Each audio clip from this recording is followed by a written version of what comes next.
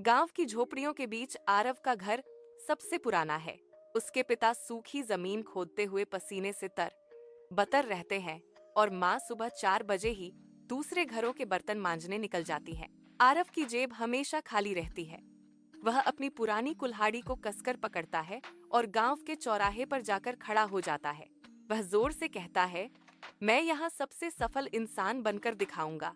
उसके पास खड़े लोग उसकी ओर देखकर उंगली उठाते हैं। वे उसके फटे हुए कपड़ों की ओर इशारा करते हैं और ठहाके लगाकर हंसते हैं। एक आदमी पूछता है, गरीब का बेटा क्या बड़ा आदमी बनेगा? आरव कोई बहस नहीं करता। वह अपनी कुल्हाड़ी को हवा में घुमाता है। उसकी धातु की सतह सूरज की रोशनी में चमकती है। वह खामोश रहता है, अपनी नजरें सामने की धूल भरी सड़क पर टिकाता है और बिना पीछे मुड़े आगे बढ़ जाता है। उसके कदम मिट्टी में गहरे धंसते हैं, लेकिन उसकी चाल में एक अजीब सी मजबूती है। वह भीड़ के शोर को अपने पीछे छोड़ देता है, अपनी कुल्हाड़ी को कंधे पर टिकाकर आगे बढ़ता चला जाता है। अगले ही दिन दोपहर में आसमान से आग बरसने लगी। सूरज की गर्मी ने जमीन की नमी सोख ली। देखते ही देखते कुएं सूख गए और खेतों की मिट्टी पत्थर जैसी सख्त होकर फटने लगी। मवेशी बाड़ों में तड़पने लगे। वे अपनी सूखी जीभ बाहर निकालकर पानी की तलाश में कराह रहे थे। खेतों में खड़ी फसलें मुरझाकर राख के रंग की हो गई थीं। गांव की बस्तियों में सन्नाटा पसर गया। लोग अपने घरों से बाहर निकल आए। वे मंदिर की सीढ़ियों पर एक साथ जमा हो गए। किसी की आंखों में पानी नहीं बचा था। सब अपनी हथेलियां माथे पर रखकर नीचे जमीन की ओर देख रहे थे। एक बूढ़ी औरत सीढ़ियों पर बैठ गई और अपने सूखे हाथों को आपस में रगड़ने लगी। लोग एक दूसरे को देख रहे थे, लेकिन किसी के पास कोई रास्ता नहीं था। यहाँ वहाँ बिखरे मटके खाली पड़े थे। हवा में धूल और तपन के सिवा कुछ नहीं बचा था। स्थिति की गंभीरता ने सबको निरुत्तर कर दिया था। हर कोई अपनी लाचारी को मंदिर के पत्थरों पर उंगलियों से खुरच रहा था। गांव का भविष्य अब उसी सूखी हुई जमीन के नीचे दफन हो गया था। लोग वहीं बैठे बैठे आसमान की ओर देखते, जहां से आग के अलावा और कुछ नहीं बरस रहा था। आरव ने अपनी कुल्हाड़ी को जमीन से उठाया और भीड़ को चीरते हुए गोपाल के पास पहुंचा। गोपाल मंदिर की एक दीवार से सटकर बैठा था। उसकी सांसें भारी थीं। आरव ने उसके कंधे पर हाथ रखा और तल्ख आवाज में कहा, हमें पहाड़ी के पीछे जाना होगा। दादाजी अक्सर कहते थे कि उस ढलान के पार पानी का एक स्रोत है। गोपाल ने आरव की ओर देखा। उसकी आंखें डर से फटी हुई थीं। वह कांपते हुए बोला, तुम पागल हो गए हो? वहां घने जंगल हैं, जंगली जानवरों का पहरा है। आरा, हम वहां पहुंचने से पहले ही मर जाएंगे। आरा, आरा, आरा। आरव ने अपनी कुल्हाड़ी को कसकर पकड़ लिया। उसकी पकड़ इतनी मजबूत थी कि उसकी उंगलियों की नसें उभर आई थीं। उसने गोपाल की आंखों में झांकते हुए कहा, देखो गोपाल, यहाँ बैठे बैठे प्यास से मरना तो निश्चित है। अगर हम कुछ नहीं करेंगे तो कल तक यह गांव श्मशान बन जाएगा। इससे अच्छा है कि हम कोशिश करके देख लें। कम से कम मरेंगे तो यह जानते हुए कि हमने हार नहीं मानी थी। आरव की बातों में एक ऐसी दृढ़ता थी जिसने गोपाल के कांपते शरीर को स्थिर कर दिया। आरव ने दोबारा पूछा, क्या तुम मेरे साथ चलोगे या यहाँ बैठकर अंत का इंतजार करोगे? गोपाल ने एक लंबी सांस ली, जमीन पर रखी अपनी खाली मटकी को एक तरफ धकेला और धीरे से खड़ा हो गया। उसने अपनी कमर पर एक पुरानी रस्सी बांधी और आरव के साथ चलने के लिए तैयार हो गया।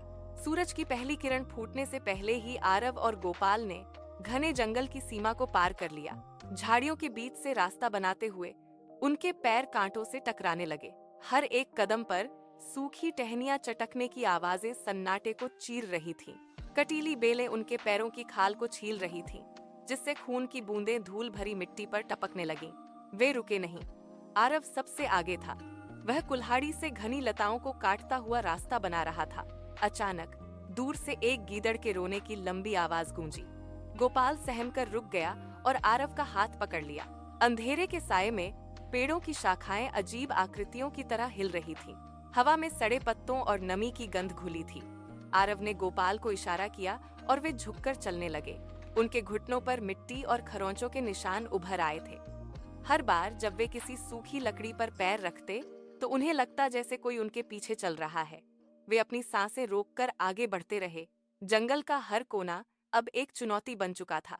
उनके पैर सूजकर भारी हो गए थे, मगर पहाड़ी के उस पार छिपे पानी की उम्मीद उन्हें रुकने नहीं दे रही थी।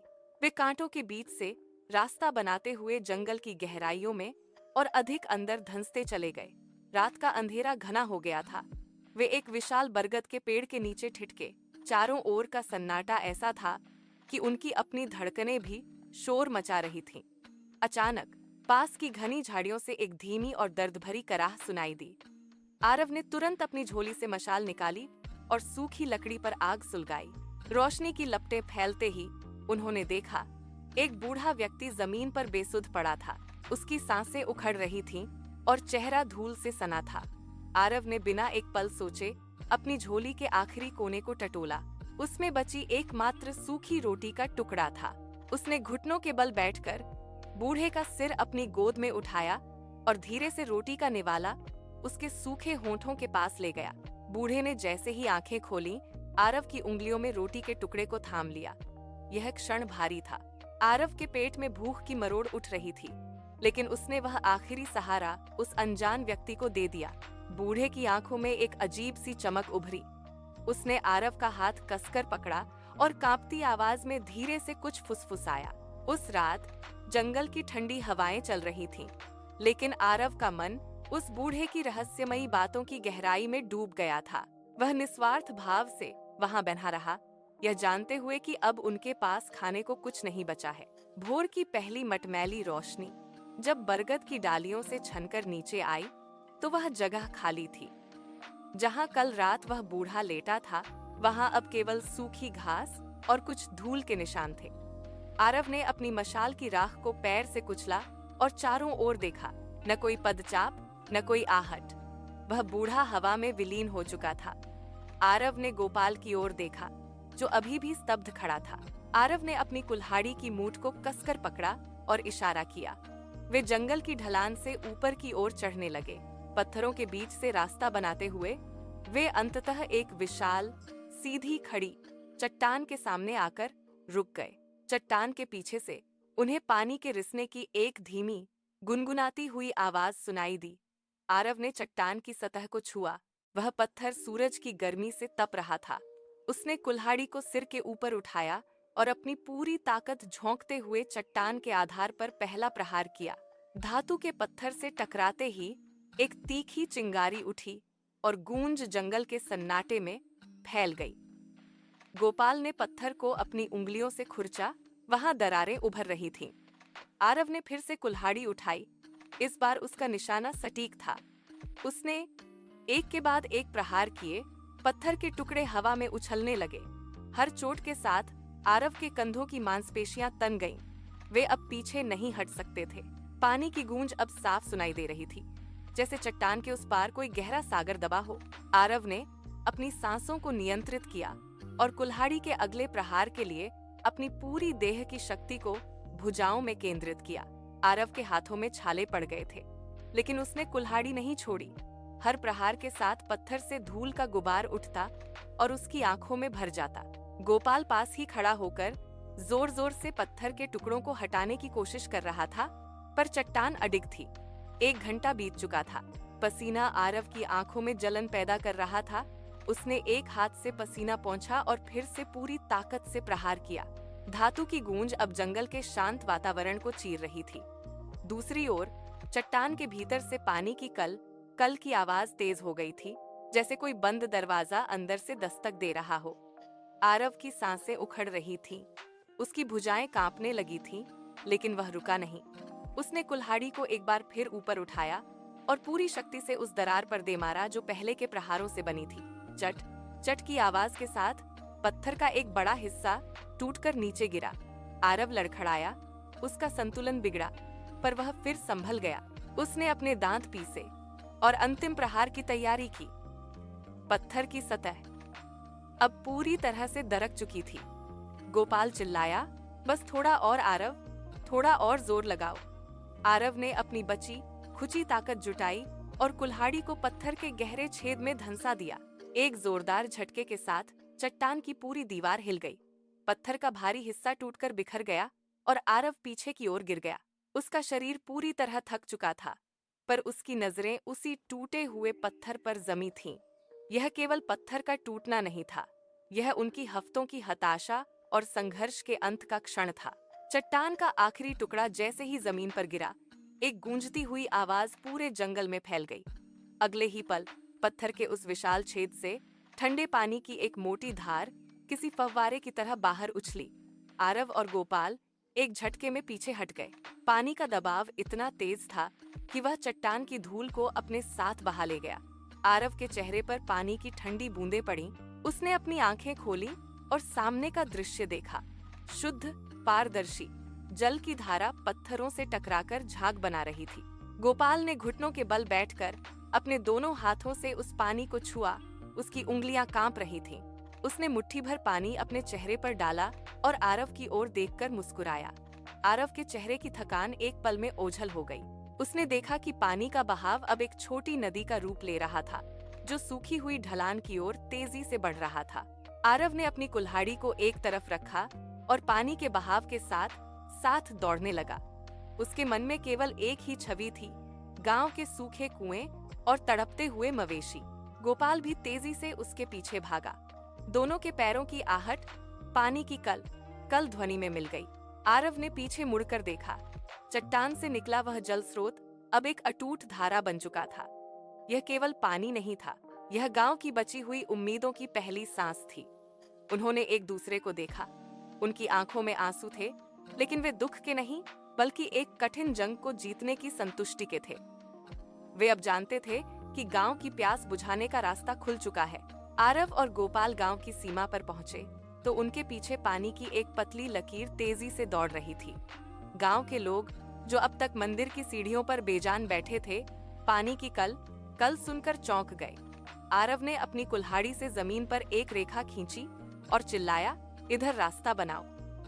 गांव के लोग तुरंत अपने अपने घरों से फावड़े लेकर बाहर निकल आए। कोई मिट्टी हटाने लगा तो कोई पत्थरों को किनारे करने लगा। आरव हर उस जगह खड़ा रहा जहां पानी का बहाव धीमा पड़ रहा था। उसने अपने हाथों से मिट्टी खोदकर रास्ता बनाया। देखते ही देखते पानी की धारा खेत की क्यारियों तक पहुंच गई। सूखी मिट्टी ने पानी को सोखना शुरू किया और धूल के बादल बैठ गए। 3 दिन की कड़ी मेहनत के बाद नहर का काम पूरा हुआ। पानी की धारा अब खेतों के चारों ओर दौड़ रही थी। जहां कल तक दरारें थीं, वहां नमी की गहरी परत जम गई थी। गांव के बुजुर्ग और वे लोग जो आरव को देखकर हमेशा अपना रास्ता बदल लेते थे, अब उसी जगह खड़े थे। उन्होंने नहर के किनारे आरव को देखा। किसी ने कुछ नहीं कहा, लेकिन धीरे धीरे एक एक करके सभी गांव वाले आरव के सामने झुकने लगे।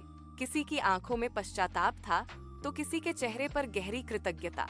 उन्होंने आरव के उन हाथों को देखा जो अब धूल और मिट्टी से सने हुए थे। गांव का वह लड़का जिसे वे कल तक सिर्फ एक असफल स्वप्नद्रष्टा समझते थे, आज उनके लिए पानी का रक्षक बन चुका था।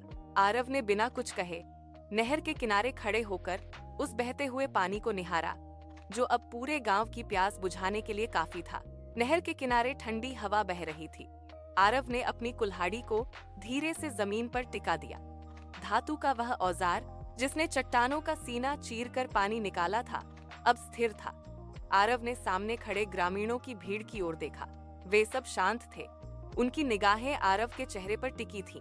उसने अपनी सांसें सामान्य की और स्पष्ट आवाज में कहा, गरीबी सिर्फ एक स्थिति है, मेहनत ही असली पहचान है। उसके ये शब्द हवा में गूंज गए। किसी ने भी उसे टोकने की हिम्मत नहीं की। आरव ने देखा कि मुखिया आगे बढ़ा और उसने आरव के कंधे पर अपना हाथ रखा। यह स्पर्श उस सम्मान का प्रतीक था जिसे आरव ने अपने पसीने और साहस से हासिल किया था। सूरज की ढलती किरणें अब खेतों की हरियाली पर चमक रही थीं।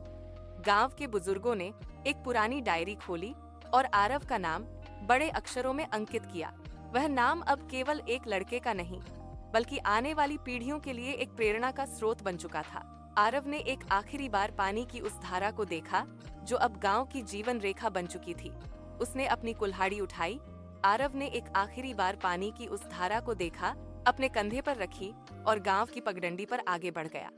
उसके पीछे गांव की सूखी जमीनें अब लहलहा रही थीं। इतिहास के पन्नों में उस दिन का जिक्र अमर हो गया, जब एक लड़के ने अपनी मेहनत के बल पर पूरे गांव को नई जिंदगी दी थी। चारों ओर शांति थी, बस पानी की कल कल और पक्षियों की चहचहाहट सुनाई दे रही थी। आरव ने पीछे मुड़कर नहीं देखा। वह जानता था कि उसने अपना लक्ष्य पूरा कर लिया है।